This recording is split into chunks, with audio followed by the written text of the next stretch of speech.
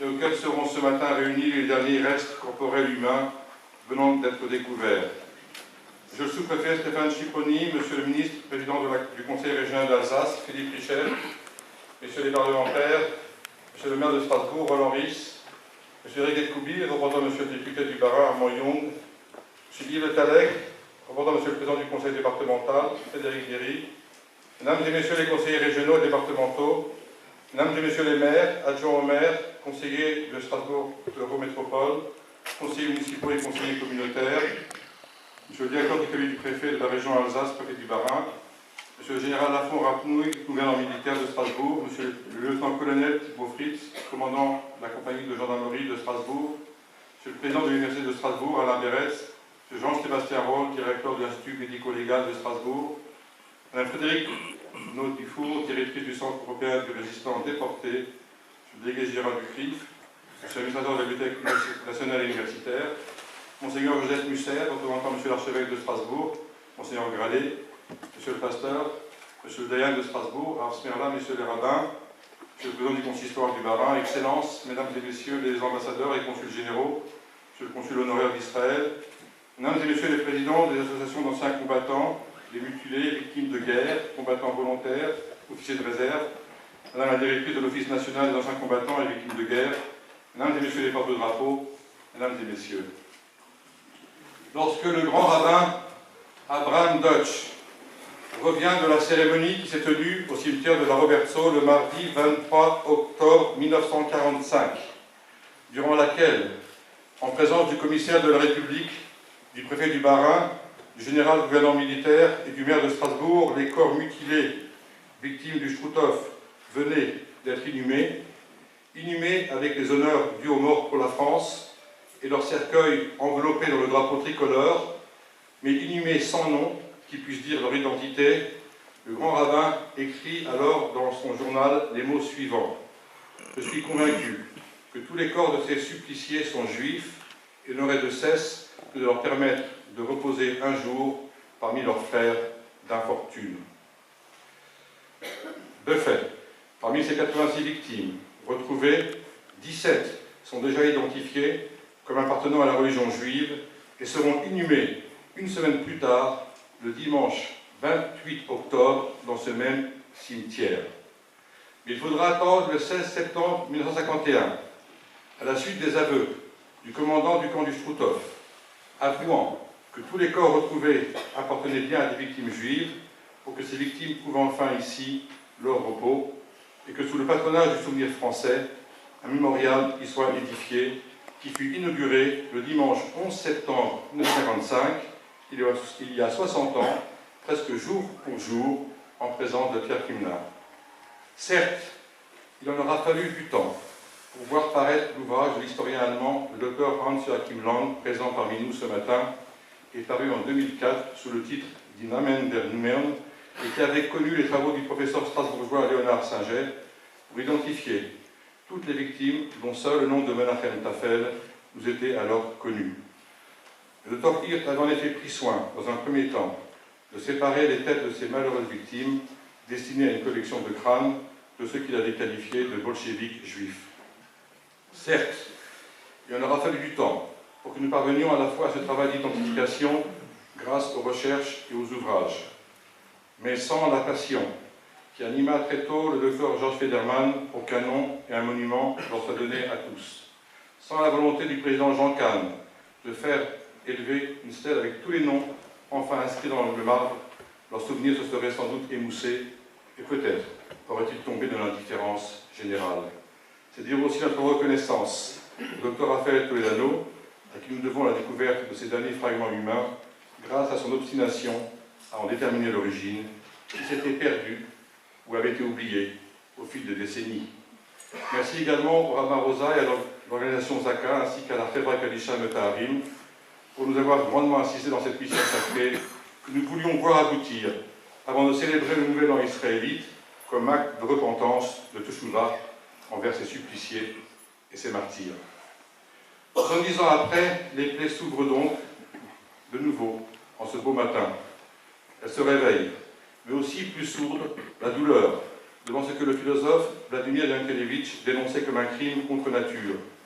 Crime exorbitant, et qui fut à la lettre un crime métaphysique. Car les criminels de ce crime, ajoutait-il, en parlant des médecins nazis, n'étaient pas de simples fanatiques, ni seulement d'abominables dogmatiques. Ils étaient en l'occurrence des médecins et des étudiants, tous diplômés des plus grandes universités allemandes, mais ils étaient en même temps tous, au sens propre du mot, des monstres. L'émotion qui a entouré l'annonce de cette découverte, comme votre présence à tous ce matin, en ce lieu, prouve, contrairement aux soucis des rescapés, hélas de plus en plus rares, que le temps qui émousse toutes choses, le temps qui travaille à l'usure, du chagrin, et qui console, le temps qui cicatrise, le temps qui liquide, eh bien, n'a pas changé notre mémoire. Car cette heure qui nous rassemble ce matin, comme chaque année, et que l'ordinat français a dédié depuis la Libération à la mémoire de nos déportés, est de celle qui ne cesse d'en aviver le deuil. Un deuil devant lequel nous sommes chaque année déchirés entre l'incapacité de parler et l'impérieuse nécessité de témoigner. Et à travers ce témoignage, voilà que nous est rappelé la singularité qui fit de la Shoah un événement unique parmi tous les génocides. Je veux parler de cette incroyable stratégie qu'avaient adoptée les nazis, qui tout en s'attaquant aux Juifs, avaient conçu et organisé la solution finale en sorte qu'elle se déroule dans le plus grand secret. Il fallait occulter, effacer la Shoah de l'histoire, et plus tard, ce fut le rôle des négationnistes de la mémoire universelle. Voilà pourquoi Auguste Hirt, lorsqu'il comprit qu'il n'aurait pas le temps d'achever ses travaux, donna l'ordre de décapiter les cadavres, de les tronçonner en quartier, puis de les brûler dans un four crématoire, afin de les faire disparaître, et ce, avant de prendre la fuite le 15 novembre 1944, juste avant l'arrivée du maréchal Leclerc. On retrouvera dans ces laboratoires une bombe de 10 kg à oxygène liquide qui devait faire sauter laboratoire et cuve, ultime témoin de son crime, dont la déflagration devait faire disparaître définitivement l'ensemble de l'installation. Quoi d'étonnant, 70 ans après,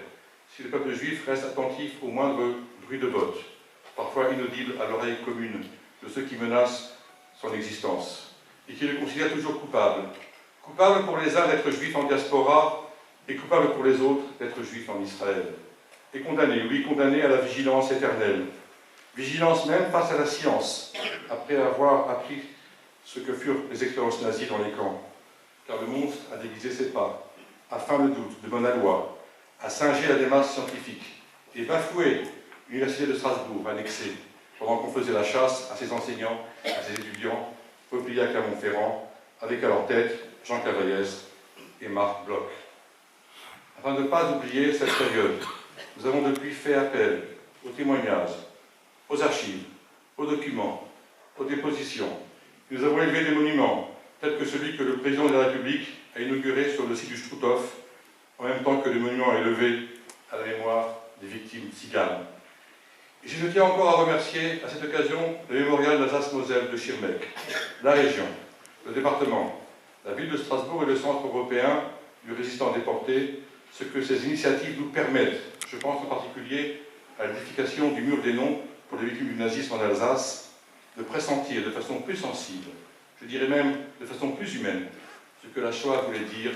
à l'aune de ces millions et millions de destins individuels dont l'ampleur, dite en chiffres, ne s'énonçait plus que comme une abstraction indéterminée. Les victimes que j'ai vues témoigner Samuel Pizarre, qui nous a quittés il y a quelques mois, que j'ai vu s'entasser dans les chambres à gaz de Majdanek et d'Auschwitz, et à qui il restait 3 minutes de vie quand les portes se fermaient, trouvaient le temps de graver avec leurs ongles sur les murs de ces lieux, n'oubliez jamais. Frères et sœurs, voilà, nous nous apprêtons à enterrer ces ultimes fragments du corps des dernières victimes du professeur Hirt. Ce faisant, nous accomplissons ici le précepte biblique qui cavore, qui nous. Tu ne laisseras pas, dit le Deutéronome, séjourner son cadavre, mais tu auras soin de l'enterrer le jour même, car un cadavre non enterré est une chose offensante pour Dieu. En quoi est-elle offensante? C'est une offense, explique le commentateur Rachid III, car l'homme a été fait à l'image de Dieu et tardé de l'inhumer, laisser son cadavre exposé et sans défense est une offense à Dieu. Et cela nous renvoie à ce que, à la fin du livre de la Genèse, Joseph exprimera dans une démarche profondément poignante à ses enfants. Bien que je meure en exil, leur dit-il, lorsque Dieu vous ramènera en Terre Sainte, vous emmènerez mes ossements avec vous. De même, dans un tout autre registre, lorsque Moïse monta au mont Sinaï et qu'il y brisa les tables de la loi, Dieu lui demanda d'en faire de nouvelles. Et pourtant, Moïse prit soin de conserver les chivrées louprotes, les fragments des premières tables dans l'Arche sainte et aux côtés des nouvelles tables. Telle est l'histoire juive. Et tel est le sens profond de cette cérémonie qui nous a rassemblés ce matin.